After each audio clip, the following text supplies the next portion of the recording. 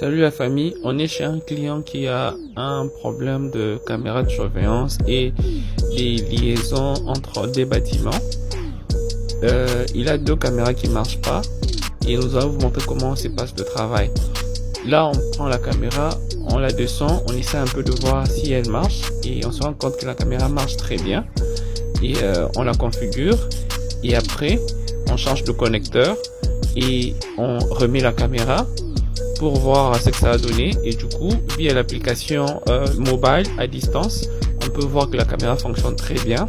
On essaie un peu de l'orienter bien et de la placer sans pour autant avoir un ordinateur à distance. Et on part à l'atelier, là où il y avait une autre caméra qui posait problème.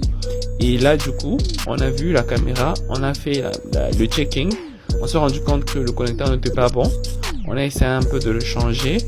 Et une fois changé, on a revérifié l'état du câble et voir s'il y avait d'autres soucis en dehors du connecteur.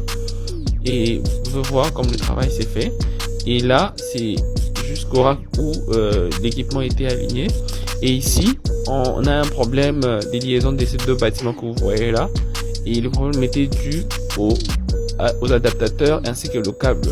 On a remplacé, on a mis le câble jaune que vous voyez là par rapport à l'ancien câble, et du coup on a fait le test pour voir si ça marche.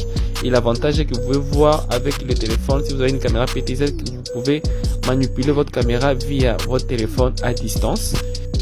Abonnez-vous pour ne rien manquer des vidéos qu'on aura à poster.